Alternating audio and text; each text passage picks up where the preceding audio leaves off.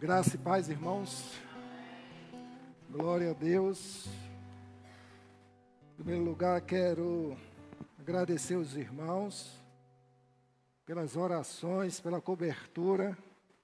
Nesses dias que nós passamos descansando um pouco em férias, e nos alegramos por retornar ao convívio aqui com os irmãos da igreja, encontrar todos com saúde e debaixo da graça de Deus. Amém? Eu quero convidá-los a abrir a Bíblia Sagrada no profeta Oséias, capítulo 1, versículos 1 e 2. E eu quero deixar aqui um desafio para toda a igreja e para você que nos acompanha virtualmente. Nós estamos, a partir de hoje, começando uma série intitulada Fidelidade ao Senhor, baseada também e em especial no livro escrito pelo profeta Oséias. É um livro pequeno. O profeta Oséias, ele é considerado um dos profetas menores, não por influência ou incapacidade, mas sim pelo tamanho do livro escrito. Então, eu gostaria de lançar esse desafio sobre sua vida, de ler durante esses dias o profeta Oséias, ler e meditar no seu conteúdo. Amém? E diz o texto sagrado para a nossa reflexão nesta noite. Palavra do Senhor que foi dita a Oséias, filhos de Beeri, nos dias de Uzias, Jotão, Acais, Ezequias, reis de Judá, e nos dias de Jeroboão, filho de Joás, rei de Israel. O princípio da palavra do Senhor por Oséias. Disse, pois, o Senhor a Oséias: vai, toma uma mulher de prostituições e filhos de prostituição, porque a terra se prostituiu, desviando-se do Senhor. Amém? Pai, em nome de Jesus, nós entregamos ao Senhor a ministração desta palavra, que o Senhor nos use pela Tua graça e nos capacite também por Sua graça a entender e a viver esta palavra que o Senhor irá falar aos nossos corações nesta noite. Assim te agradecemos, em nome de Jesus. Amém?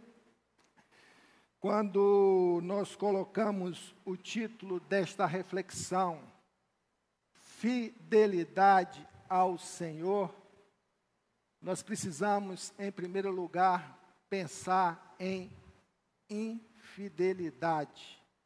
Infidelidade ao Senhor. Por que infidelidade ao Senhor neste contexto cristão, nesse contexto de igreja a qual nós vivemos? A infidelidade existente nos homens em relação a Deus, ela não é de hoje. Ela sempre existiu.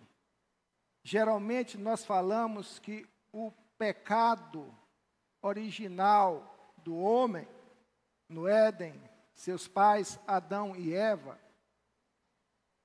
nossos pais Adão e Eva, ocorreu com base na desobediência. Sim, eles foram desobedientes. Mas a desobediência, ela vem debaixo de um princípio da fidelidade ou da infidelidade. E ali eles foram infiéis ao seu Criador, ao seu Pai. Então, a infidelidade, ela acompanha o homem desde o pecado. E agravada por força do pecado. E nós nos tornamos o quê? Infiéis ao Senhor. Esse comportamento é antigo. Esse comportamento, ele faz parte da natureza humana. Por isso que, quando nós somos desafiados em um Job, jejum, oração e Bíblia, a sermos trabalhados e refletirmos no livro de Provérbios, livro da sabedoria, que muito tem falado, muito tem nos desafiado a pensar. Por detrás disso tudo há um princípio, o princípio da fidelidade a Deus. Salomão foi o homem mais sábio que já existiu na face da terra, mas por força da sua desobediência, por força da sua infidelidade, Salomão caiu. Então, sabedoria, ela não está abaixo, não está acima da fidelidade ao Senhor.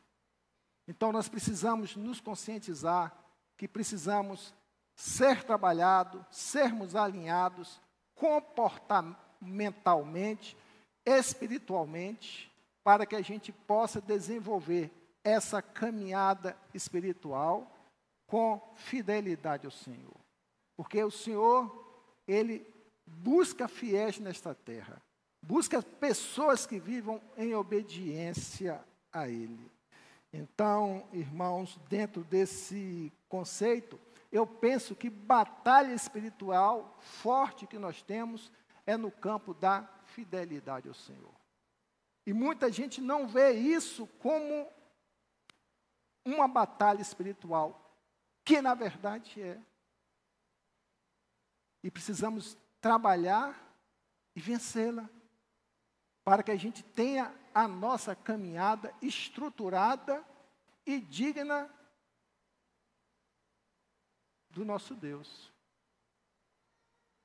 Pego esse livro de Oséias e quero fazer com os irmãos uma contextualização para que a gente possa entender melhor.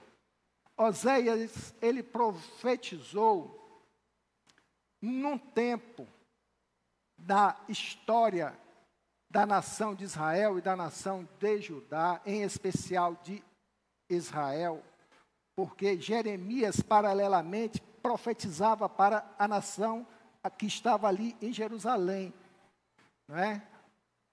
E Oséias estava profetizando para Israel. Israel vinha num tempo de prosperidade, vinha num tempo de crescimento, vinha num tempo de desenvolvimento, até que veio a morte do rei Jeroboão II. A partir da morte de Jeroboão II, aproximadamente uns 700 a 800 anos antes de Cristo, essa nação, ela começou a voltar às velhas práticas. Ela voltou à idolatria, ela voltou à infidelidade, ela voltou a adorar, por consequência, por força da idolatria, outros deuses. Essa nação começou a se perverter e, por consequência, ela ficou totalmente desestruturada espiritualmente, chegando ao ponto de caminhar assim durante 40 anos. Foi quando o Senhor levantou o profeta Oséias para, através da mensagem dele, restaurar a nação de Israel, sem antes lhe apresentar advertências e realidades exortativas para que aquele povo consertasse as suas veredas. Deixe sua Bíblia aberta e olha o que ele diz. No princípio da palavra do Senhor por Oséias, disse, pois, o Senhor a Oséias: vai, toma uma mulher de prostituições e filho de prostituição, porque a terra se prostituiu, desviando-se do Senhor. Imagine o Senhor levantar um homem, levantar um profeta, um homem de Deus, digamos assim, para que aquele homem entrasse num relacionamento com uma mulher chamada Gomer, e desse relacionamento, por força de ser uma mulher de prostituições, gerasse filhos de prostituições. para alguns, entende-se isso como uma metáfora. Para outros doutrinadores, isso é entendido como um fato que realmente aconteceu. E para nós aqui, não importa se é uma metáfora ou se foi um fato que realmente aconteceu. Porque o que importa para nós é a lição que o texto quer nos passar. E a lição que o texto quer nos passar é de que, por força daquela desestruturação espiritual que a nação de Israel passava, foi se levantado um profeta. E a ordem do Senhor, vai e case com uma mulher de prostituições. Gomer nada mais é do que a representação da nação de Israel. Carnalmente, era uma mulher. Mas o que o Senhor quer nos ensinar, que ela representa a nação de Israel prostituída por causa da sua infidelidade. Esse livro, ele nos traz uma visão poderosa entre o relacionamento de Deus com seu povo. Como também ele nos traz uma ótica do relacionamento infiel do povo para com Deus. E isso não se faz distante da nossa realidade hoje. Por isso, irmãos, eu quero levar vocês a pensar, como objetivo dessa mensagem, é nos levarmos a refletir, a pensar, a sermos desafiados, como está a nossa relação de fidelidade com Deus. Como anda a minha vida de fidelidade com o Senhor? Como também desenvolvermos a partir daí a reestruturação do nosso relacionamento para mantermos uma fidelidade espiritual com o Senhor durante a nossa caminhada. Por isso é muito importante que a gente reflita, não é isso? Se confronte, porque eu quero dizer que, na verdade, todos nós somos uma Gomer. Eu sou uma Gomer, você é uma Gomer, a igreja do Senhor é uma Gomer. Porque, não raras vezes, nós entramos, infelizmente, no campo da infidelidade com o Senhor. E isso é muito sério, porque a infidelidade, ela traz destruição para as nossas vidas. A infidelidade, ela gera imaturidade. A infidelidade nos afasta da verdade de Deus, porque nós começamos a viver outros valores, as quais não pertencem ao Senhor. Por isso, meus irmãos, esse livro, ele nos exorta a revermos a nossa situação e revela o amor de Deus sobre nossas vidas na condição de infiéis, mas sempre na perspectiva de que há a restauração aberta para aqueles que querem caminhar através de uma história nova com o Senhor. Então, essa Gomer, como eu disse aqui, ela representa a apostasia da nação de Israel. A infidelidade é você conhecer a lei do Senhor, ser chamado a viver a lei do Senhor, mas na prática você desconsidera. Você não vive essa fé e você não vive os princípios, o que nos torna infiéis diante do Senhor. O nosso relacionamento com Deus é baseado numa aliança. Nós somos chamados desde o Antigo Testamento a vivermos uma aliança com Deus. Tanto é que o Senhor usa como paralelo para tipificar o nosso relacionamento com Ele, o casamento. Jesus Cristo vem buscar a sua igreja imaculada, porque O desejo do Senhor é que a igreja dele seja fiel, fiel até a morte, como está lá em Apocalipse. Quando nós, dentro do nosso contexto de casamento, somos infiéis, é a tipificação de que nós estamos também sendo infiéis a Deus.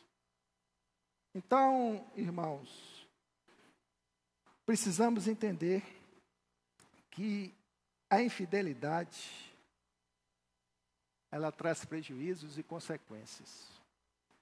O texto que você está com o livro aberto, ele diz que o profeta foi, versículo 3, e tomou Gomer, filha de Diblaim, e ela concebeu e lhe deu um filho. O primeiro filho se chama Jezreel, versículo 4. Porque daqui a pouco visitarei o sangue de Jezreel sobre a casa de Jeú e farei cessar o reino daquela casa. E será naquele dia que quebrarei o arco de Israel no vale de Jezreel. Então, o que é que o Senhor nos diz aqui com este nome? Jezreel, filho daquela relação adúltera, de desobediência espiritual. Jezreel quer dizer Deus espalha. Quando nós estamos vivendo uma vida de desobediência com o Senhor, Deus tira o seu filho da sua presença e ele deixa solto. Esse nome sugere que Deus dispensaria a nação de Israel como resultado da sua infidelidade. O segundo filho é chamado de Lo-Ruama, que quer dizer não alcançada misericórdia.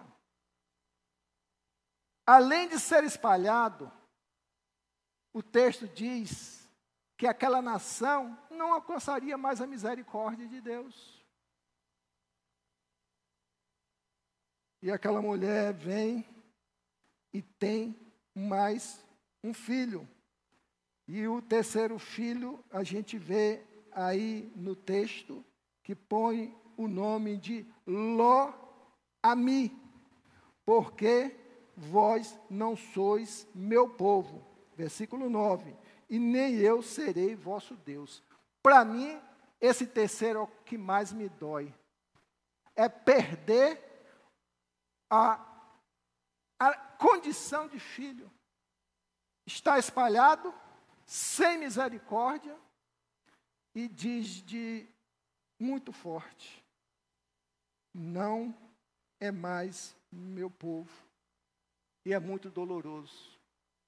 Muitas vezes a gente está vivendo uma vida desprovida de fidelidade ao Senhor e esquece que espiritualmente isso traz consequências para as nossas vidas. Porque a gente perde o temor. A nação de Israel, ela foi firmada em aliança. E essa aliança, quando é quebrada, ela traz consequências.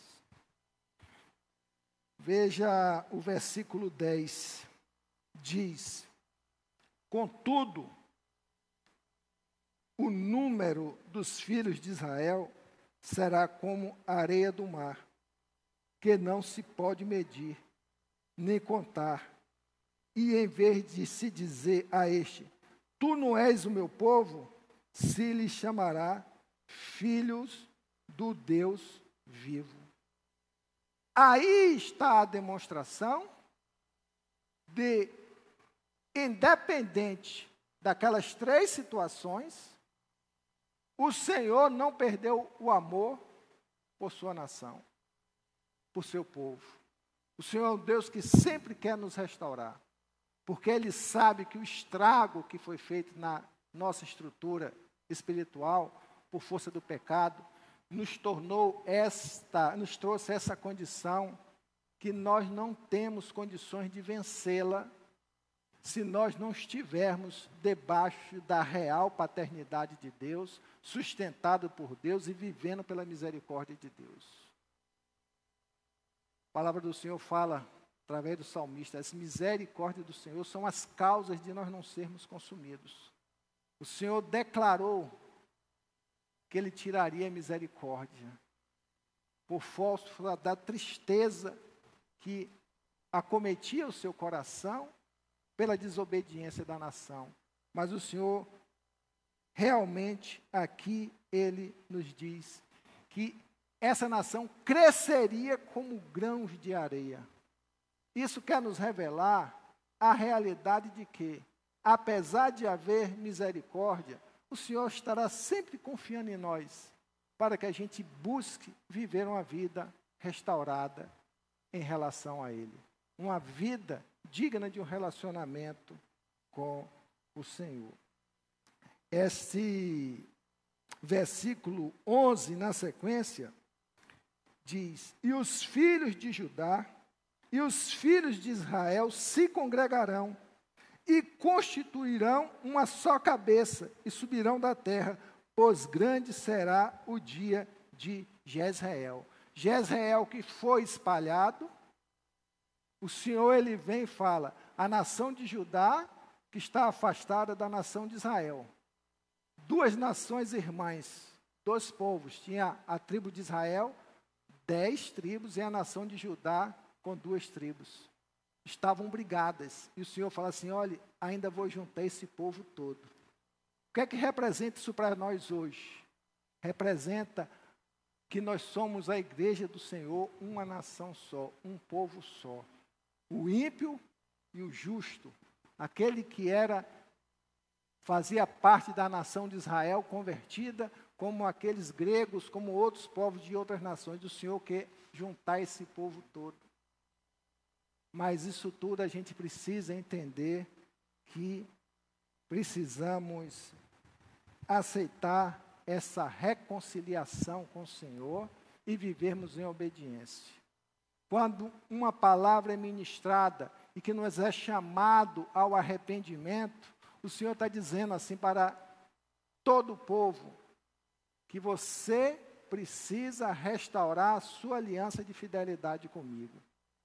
A nossa aliança de fidelidade com o Senhor é feita através de Jesus Cristo no Novo Testamento, porque Ele veio trazer restauração para aquilo que se havia perdido, para o povo que havia se afastado do Senhor, para a igreja que Ele estava constituindo no novo tempo.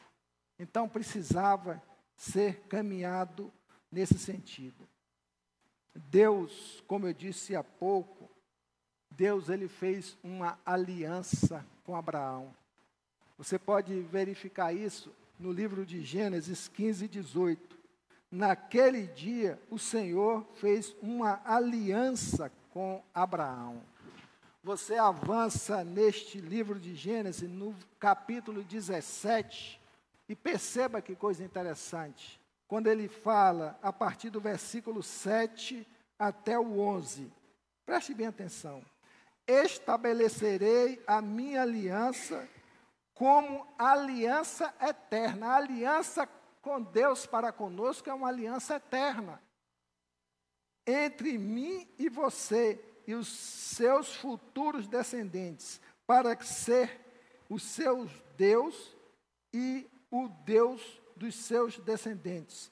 Toda a terra de Canaã, onde agora você é estrangeiro, darei como propriedade perpétua a você e a seus descendentes, e serei o seu Deus. De sua parte, disse Deus a Abraão, guarde a minha aliança, tanto você como seus futuros descendentes. Esta é minha aliança com você e com os seus descendentes, aliança que terá que ser guardada. Todos os do sexo masculino entre vocês serão circuncidados na carne, terão que fazer essa marca, que será o sinal da aliança entre mim e você. Então a gente vê que desde o princípio o Senhor trouxe para nós a questão da aliança. O Senhor fez uma aliança conosco. O Senhor jamais quebrará a aliança conosco. Mas nós precisamos ter cuidado, por força da nossa condição de infiel, darmos aso, darmos ensejo a quebrarmos essa aliança com o Pai. E isso é uma realidade que frequentemente ocorre. Como eu disse há pouco, eu sou um Gomer. Nós somos Gomer, porque não vivemos em fidelidade com o Senhor. E precisamos entender que isso acaba registrando, sabe o quê? Como se cometêssemos adultério espiritual contra o nosso Deus. Quando nós começamos a nos afastar do Senhor e valorizarmos outras coisas, outros deuses, outros bens, outras doutrinas, principalmente no tempo atual em que nós vivemos, onde temos um pacote de filosofias, de doutrinas, de ensinamentos estranhos, antibíblicos, que muitas vezes nós não temos cuidado e abraçamos e caminhamos debaixo daqueles enganos. Por isso, irmãos, nós precisamos entender que temos que avançar. E a pergunta que precisamos fazer nesta noite, para uma auto-reflexão: que caminhos você tem andado? O que é que tem impedido você de realmente viver uma vida de fidelidade ao Senhor? Erros, pecados? Que valorização você tem dado ao pecado? E pecado, muitas vezes, que você convive com ele habitualmente. Já faz parte da sua rotina, já faz parte do seu cotidiano. A nação de Israel entrou nessa. Porque se afastou, perdeu um tempo de prosperidade para entrar num tempo de apostasia, um tempo de adultério espiritual. E lhes trouxe grande prejuízo. A nação de Israel estava cheia de ídolos no coração. E a nossa pergunta é: que ídolos nós temos mantido, temos alimentado em nossos corações? E ídolo, aqui, a gente tem que entender que é tudo aquilo que tira Deus do centro das nossas vidas. Tudo que tira Deus do centro da nossa vida é um ídolo que nós estamos alimentando. Que ídolo nós temos alimentado? O trabalho, a nossa vaidade, os nossos desejos, os nossos interesses, nosso marido, a nossa esposa, o nosso filho. Isso tudo pode ser considerado ídolos, porque tira Deus do centro da nossa vida. O interessante é quando nós temos Deus no centro da nossa vida, a gente sabe trabalhar com todas essas coisas. Mas quando a gente perde o referencial de Deus, essas coisas dominam o nosso coração. O que é que nós temos deixado de fazer que desagrada a Deus? O que é que a gente poderia fazer para agradar a Deus e que nós não estamos fazendo? Isso tudo está no campo de uma infidelidade com o Senhor. Por isso, irmãos, precisamos entender. Abra sua Bíblia em 1 Coríntios 4:1. Essa porção que é muito maravilhosa. 1 Coríntios 4:1, ele fala que os homens nos considerem como ministros de Cristo e dispenseiros dos mistérios de Deus. Além disso, requer-se nos dispenseiros que cada um se ache fiel. Que cada um se ache fiel porque nós somos despenseiros de Deus, para que os homens nos considerem como ministros de Cristo. O Senhor nos deu a autoridade, nos deu o Espírito Santo, que nos revestiu de poder, para testemunharmos o Evangelho, e testemunharmos o Evangelho, ele passa essencialmente pela fidelidade. Uma das nossas reflexões vai ser fé e fidelidade. Porque muitas vezes nós temos fé, mas não temos fidelidade. Só que fé, dela deriva a palavra fidelidade.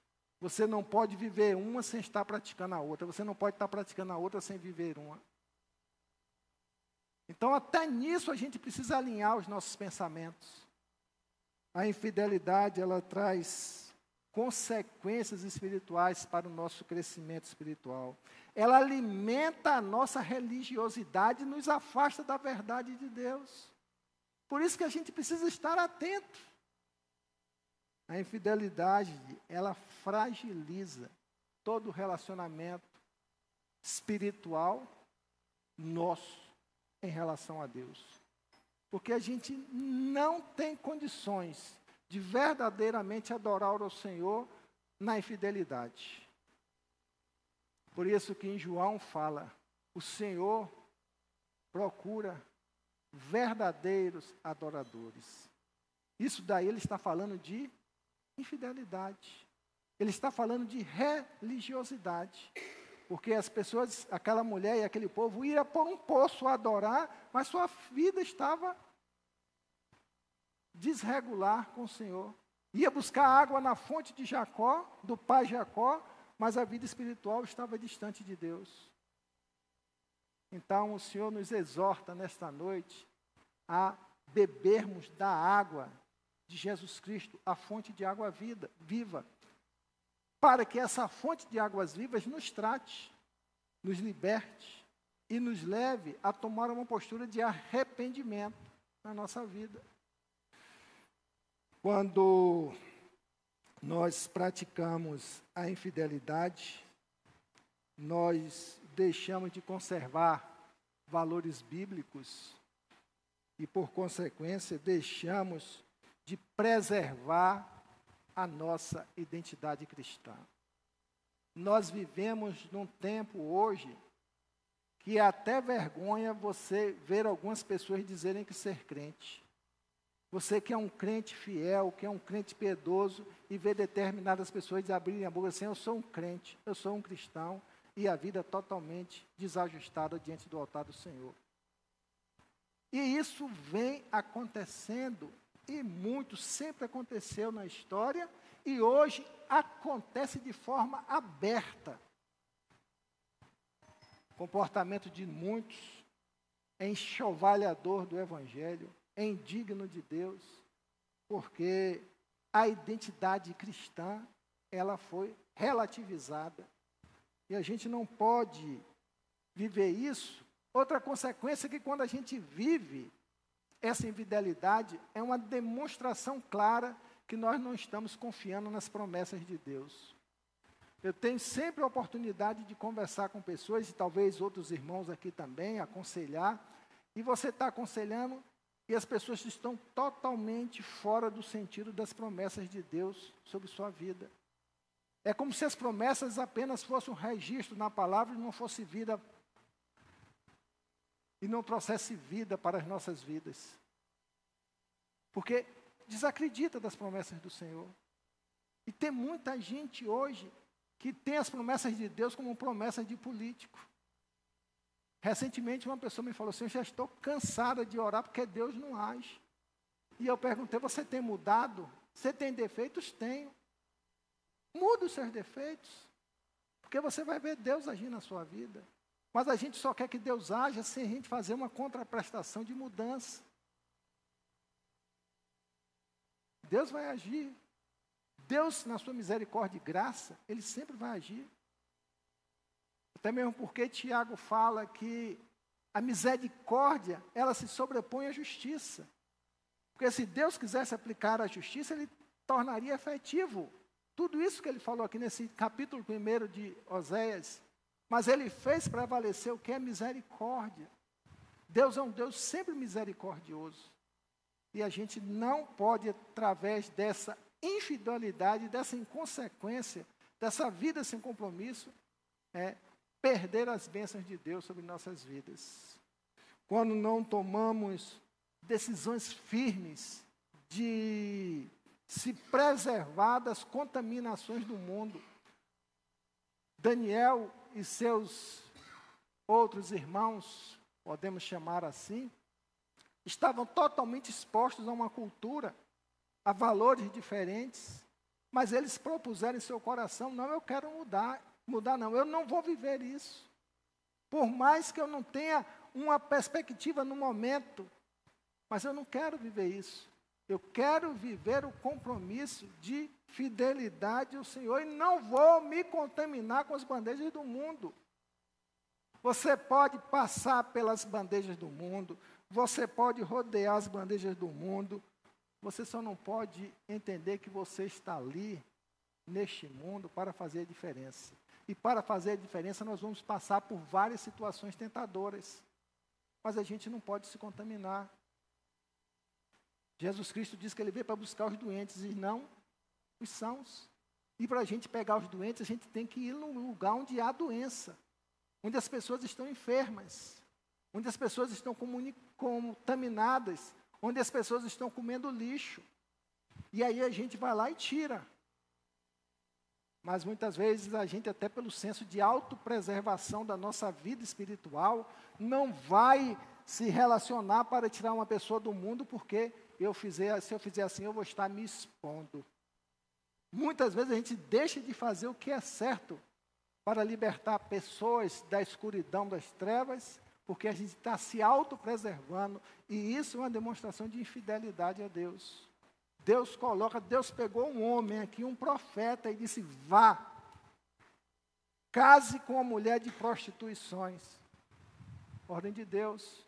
Se Deus chama você agora, vá num prostíbulo, vá num bar, vá numa boate, vá no meio de uma festa carnavalesca e tire gente lá. Ah, não vou não, porque ali não é lugar para mim. E a gente precisa girar a nossa chave, porque quando a gente anda com a vida debaixo dos princípios da fidelidade ao Senhor e de obediência, esse homem não questionou, ele enfrentou as contaminações do mundo, e nós precisamos enfrentar as contaminações do mundo, porque isso daí traz saúde para a nossa alma e paz para o nosso relacionamento com Deus, amém? Quando não confrontamos o secularismo, quando não confrontamos esse secularismo que quer dizer nada mais, nada menos do que o mundanismo, os valores, essas ações perniciosas do mundo que nós vivemos, onde o certo é errado, o errado é certo, essa confusão, o mundo ficou totalmente de cabeça para baixo. Ontem o presidente dos Estados Unidos, ele fez o discurso lá e falou assim: olha, vou respeitar todo mundo. Quem quiser viver seu gênero, viva. Mas para a nação dos Estados Unidos, nós vamos viver a Bíblia Sagrada. Aqui é homem e aqui é mulher. Nós não vamos incentivar nada. É fácil se expor disso? É fácil. Ah, mas ele tem poder. E nós temos poder, que nós temos o Espírito Santo de Deus. É isso que a gente precisa dizer. É neste mundo que está precisando ouvir a sua voz, a voz da igreja. Mas a igreja muitas vezes está contaminada, fragilizada, ou não quer se expor, porque contaminada pela infidelidade a Deus. O Senhor nos chamou e disse: olha, eu chamo vocês porque vocês são fortes, e a igreja do Senhor é forte. A porta do inferno não prevalecerá contra a igreja do Senhor. Isso é promessa que nós precisamos trazer isso para as nossas vidas. Costumes do mundo, despreza os ensinamentos de Deus, como também quando nós nos deixamos contaminar pelas tentações da nossa carne. Um campo fortíssimo que nos abate em relação à fidelidade com Deus são as nossas fraquezas humanas, as nossas tentações. Todo mundo tem uma tentação, todo mundo tem um calcanhar de Aquiles. Eu sei o meu, você sabe o seu, e você tem que ter cuidado, porque o diabo, ele está te rondando, querendo te destruir. Mas quando nós somos fiéis ao Senhor, a palavra dele nos sustenta para que a gente não caia, para que a gente não vacile. Resistir ao diabo e ele o quê? Fugirá de vós. O diabo pode estar trabalhando na mente, mas quando nós somos fiéis ao Senhor, buscamos andar em fidelidade, ele não nos atinge. Quando vivemos em qualquer fase, casado ou não casado, sexo fora do casamento, é adultério espiritual, infidelidade ao Senhor. Precisamos ter muito cuidado com isso. Isso é um pecado que é a demonstração da quebra da aliança com o Senhor. Quando vivemos em desunião com os irmãos, quando praticamos o pecado e não mais temos o temor a Deus. Esse daí, meus irmãos, é o ponto, podemos dizer, é a cereja da desgraça. Porque quando nós perdemos esse temor a Deus, infelizmente, só a graça e a misericórdia do Senhor para agir no sobrenatural sobre nossas vidas.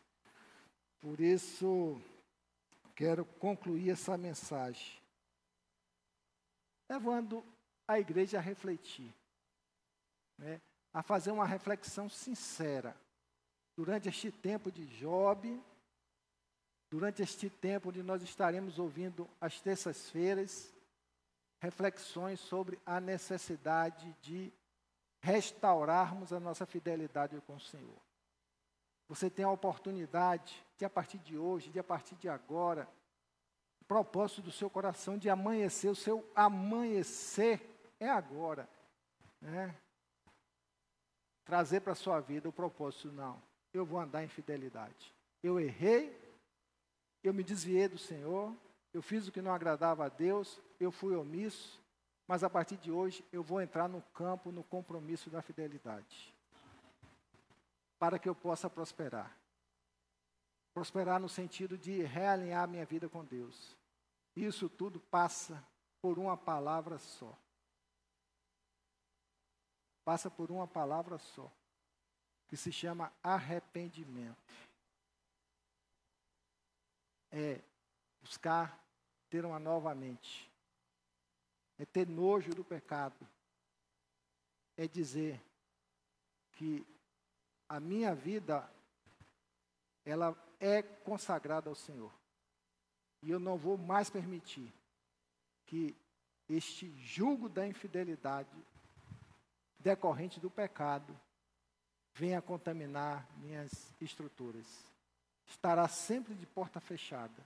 Eu sei que os irmãos caminham no seu dia a dia, no seu tempo, na sua história, sempre enfrentando tentações. Tentações, ela é voltada para a aprovação dos nossos desejos carnais, para a aprovação da nossa fé em relação a Deus. Então a gente fica subjugado e devemos ficar subjugados exclusivamente ao Espírito Santo. Porque o Espírito Santo é Ele que vai nos dar o poder e a sustentação restauradora. E aí a gente vai caminhar com convicção diante do que fala Apocalipse 2:10. Seja fiel até a morte, e eu lhe darei a coroa da vida. Amém? Sejamos fiéis ao Senhor. Vamos nos colocar em pé, vamos orar, vamos agradecer ao Pai pela oportunidade de ouvirmos a Tua palavra nesta noite. Mas antes eu gostaria que você fizesse a sua oração, se realinhando com Deus, em áreas da sua vida que você tem negligenciado e permitido que a infidelidade ganhe espaço no teu coração. Ore ao Senhor.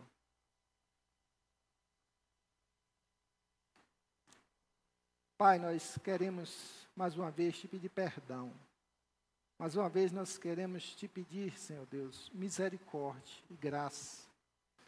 Que o Senhor nos ajude, ó Deus, a vencer as nossas fraquezas, a vencer as nossas tentações, a vencer, Senhor Deus, as bandejas do mundo e nos realinharmos com Teu Santo Espírito, buscando, Senhor Deus, o poder, a autoridade para controlar e direcionar todo o nosso ser, através da Tua santa palavra.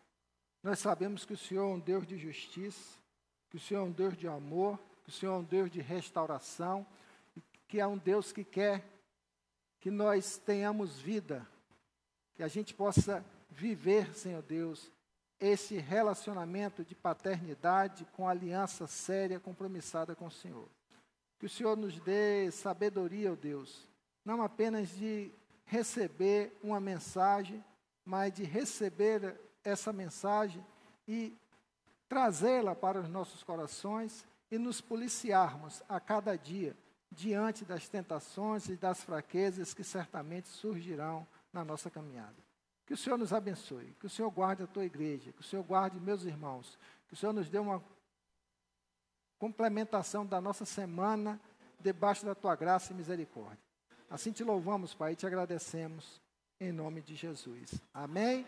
Deus abençoe você, abençoe sua casa, abençoe sua família. Nós estamos com alguns desconfortos aqui no templo, que nós estamos passando por reforma e manutenção, mas creio que no final do mês de janeiro, ou no começo do mês de janeiro, nós estaremos com tudo isso resolvido. Dê um abraço em seu irmão e sua irmã, e nosso culto está encerrado.